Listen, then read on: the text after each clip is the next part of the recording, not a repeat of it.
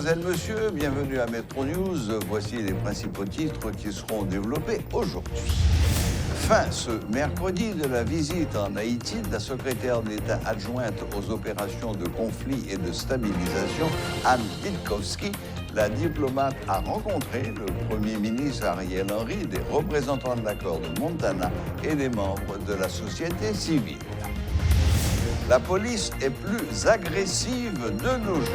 C'est ce qu'a fait savoir le chef de la PNH, Franz Elbé. Lors d'une visite à l'occasion du 52e anniversaire de Métropole, le DG de la PNH a donné l'assurance que les forces de l'ordre renforceront les dispositifs préventifs et répressifs pour la protection des citoyens. Des dizaines de travailleurs de la presse en ligne, notamment, ont organisé ce mercredi une marche pacifique afin d'exiger justice en faveur du photojournaliste Maxime Lazare, tué le 23 février lors de la manifestation des ouvriers de la sous-traitance.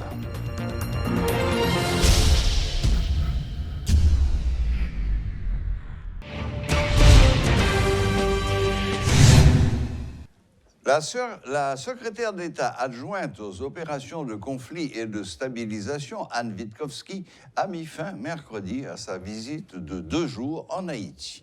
Lors de son passage dans le pays, la diplomate s'est entretenue avec le Premier ministre Ariel Henry et les membres de l'accord de Montana. Selon la primature, ces échanges ont porté, entre autres, sur les questions de sécurité, les élections et le dialogue inter-haïtien. Lors de cet entretien, le chef du gouvernement a réaffirmé sa ferme volonté de restaurer la sécurité et de poursuivre le dialogue national avec les forces vives du pays en vue d'un large consensus dans la perspective des prochaines consultations populaires. Le vice-président du Sénat, Kedler Augustin, affirme que seul le tiers restant du Grand Corps peut conférer une légitimité à un groupe ou à un autre en ce qui concerne la transition.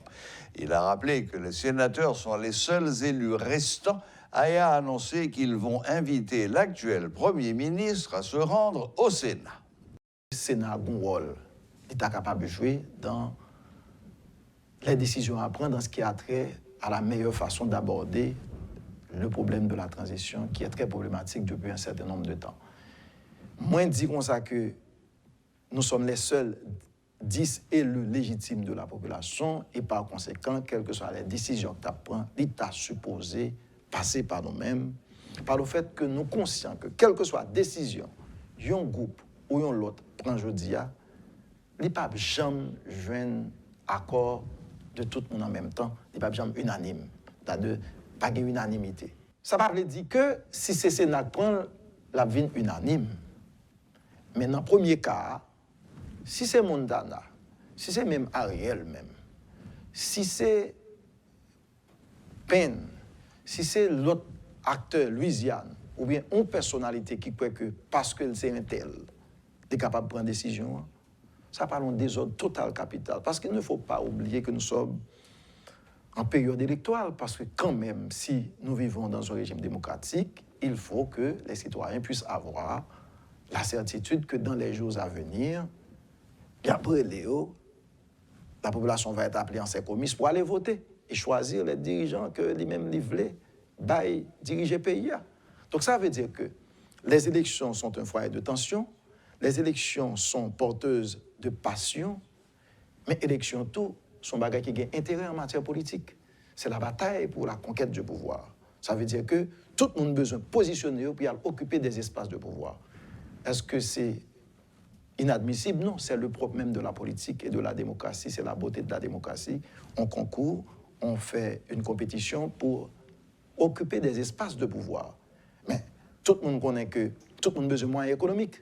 Tout le monde a besoin, dans le pays d'Haïti, parce que pas de travail, administration, l'État, c'est un bagage qui va à l'élection. Et tout ça pour ça. Donc ça veut dire qui ça? Ça veut dire que, quel que soit le monde capable de dire qu'il y a une solution, l'autre monde n'est pas d'accord. Parce qu'il a pensé ces espaces de pouvoir là pour le renforcer, pour la remporter l'élection. Là, vous voulez dire que le conflit ne fait que commencer. Le conflit ne fait que commencer. Ça veut dire que si me dit Montana yo pas jamais d'accord parce que il y a des monde parler pour élection, Ariel a préparé monde parle tout. Eh bien moi Sénat, yo ka toujours dit ça de Sénat, mais on pas capable dire que c'est pas 10 monde que peuple a été choisi. C'est peuple a été choisi et que par conséquent si yo gon empêchement légal qui fait pas jouer là totalement, moi je pensais que tu es capable de servir quand même comme catalyseur, comme médiateur qui permettent que yo conférer un minimum de légitimité à toute décision de compromis qui est capable de prendre avec tous les secteurs de la vie. Par contre, ça me doit. Des dizaines de journalistes ont parcouru diverses rues de la capitale ce mardi 9 mars dans le but d'exiger justice pour Maxime Ben Lazare, ce photojournaliste tué par balle sur la route de l'aéroport le 23 février dernier, alors qu'il assurait la couverture d'une manifestation des ouvriers de la sous-traitance. Maxime Ben Lazare doit être le dernier journaliste à être victime de brutalité policière, ont fait valoir les confrères présents à cette marche. Le père de la victime, Desplat Manis, exige le corps de son fils pour les funérailles et de son côté, son avocat, maître Arnel Rémy, réclame de meilleures conditions en faveur du juge Chavannes Étienne, chargé d'instruire l'affaire. La police a assassiné Lazare Maxime. Jodi, pour nous jouer corps Lazare Maxime, pour nous faire enterrement, la police avec la justice, il a fait dilatoire, il a dit yo pas gen appareil pour autopsie Maxime. Si yo pas gen appareil pour autopsie Maxime, nous pas gen problème que yo ba nous cadavre nous pour nous enterrer. Parce que Maxime c'est pas un assassin de, c'est pas un bandit de, c'est un journaliste de, c'est un caméra qui dans main avec téléphone ni. Li pas gen zam. Né yo connaît côté pour y aller tirer, yo pas mal tirer. Yo gen 400 marozo qui gen plus que 8 mois qui ferme quoi des bouquets. Yo bal là, yo gen Matissan qui presque gen 1 an qui ferme pays ya. Village de Dieu, yo pas jamais là. C'est nous mêmes journalistes, yo joine moyen, y a tiré dans cadre de travail nous. Jodi on a demandé justice pour Lazare Maxime, pour tout l'autre journaliste qui était victime avant Lazare Maxime yo. Nous disons Ariel Henry, DG la police là, ministre justice là, nous disons prendre responsabilité pour yo ba nous mort nous pour nous faire enterrement. Je dis comme avocat, nous là, nous accompagner Semel, nous accompagner tous les journalistes, c'est pour apporter notre solidarité à tous les journalistes de ce pays. Et nous avons dit remerciement spécial aux autorités policières qui finalement permettent que la police accompagne nous. Mais nous avons dit en même temps, il faut que les brutalités policières cessent. Quitter les journalistes exercer ce travail. Et nous avons tout lancé ce message là, encore une fois. Ministre Justice, ministre Santé, docteur Demossi, pas qu'à faire autopsie cadavre Maxime Lazare. Parce que nous refusons le matériel, nous refusons le moyen pour le travail. Et bien dans ce sens, nous tout profiter de marche ça pour encourager et même exhorter l'autorité, permettre que docteur Demossi fait autopsie cadavre là pour que funérailles la faite. Yo, c'est juge Chavannes Étienne qui est sur le dossier. Mais nous espérons que toute bagaille débloquée pour que journaliste Maxime Lazare joue justice, puis on compte coupable et que pour les gens qui arrêté apparaît correctement.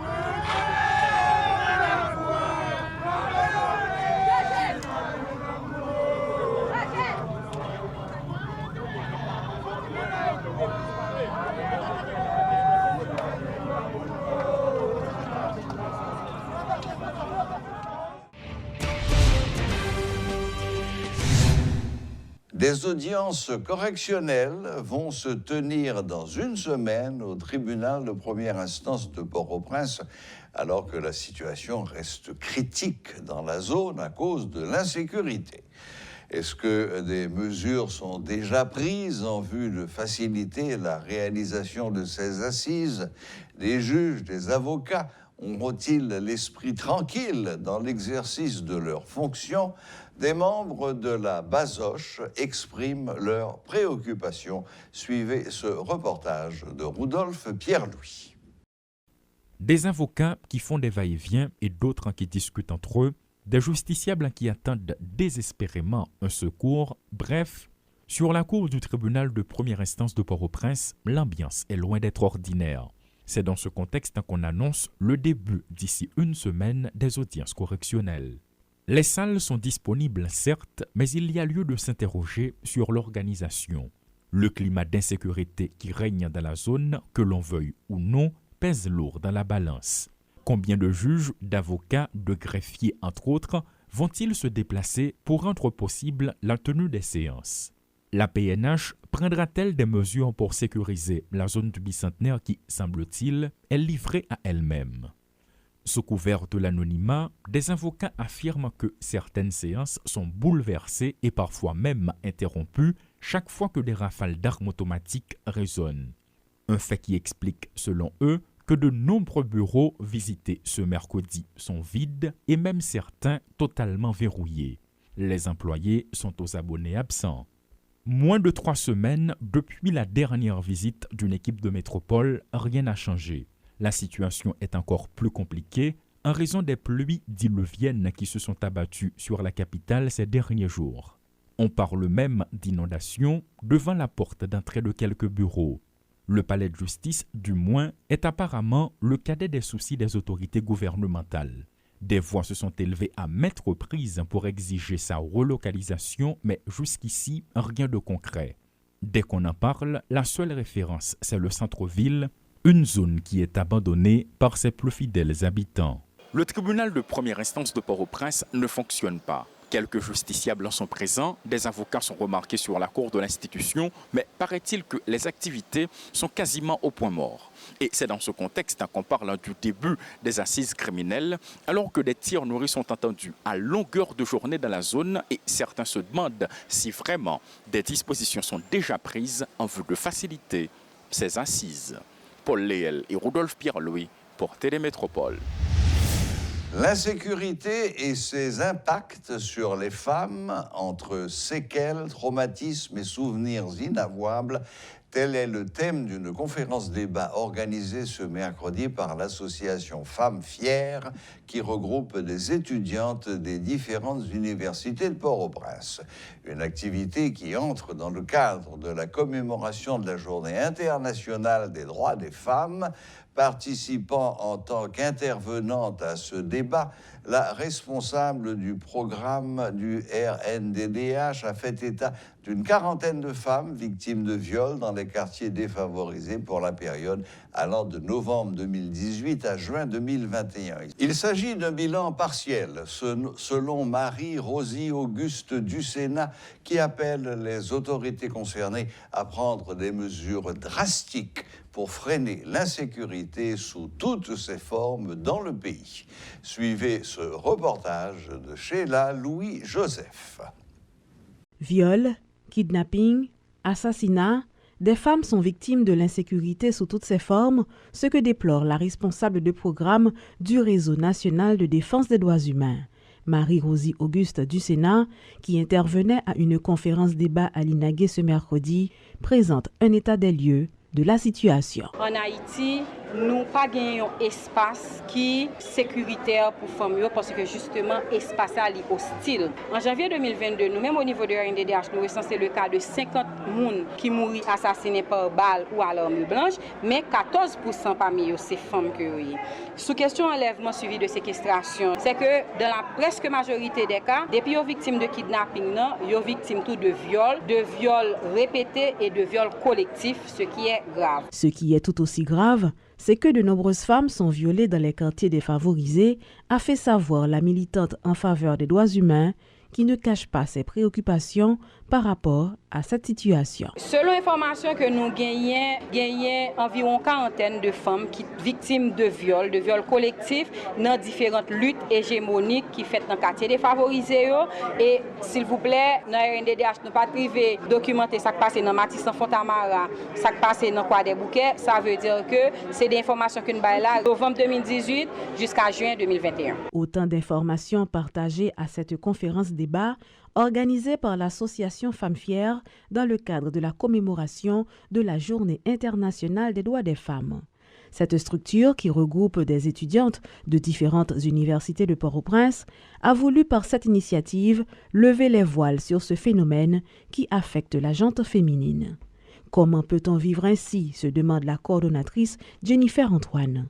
Étudiante en administration publique à l'INAGE, elle exprime son ras-le-bol. Nous bouquons avec, nous pas vivre dans l'insécurité encore. Ça pas gain longtemps, nous devons vivre comme si de façon normale. C'est vrai nous t'ai gain l'autre petit problème, mais problème insécurité flagrante ça qui a fait que même sortir dans la rue, même parents envie de pas à l'école, ça c'est vraiment l'apogée, c'est inacceptable, c'est inimaginable. Donc nous pensons que c'est avec la volonté, c'est ensemble pour nous mettre pour nous résoudre le problème insécurité ça qui vraiment pas bon pour nous. Ça ne peut pas rester ainsi, affirme la jeune universitaire qui, en dépit de tout, garde l'espoir.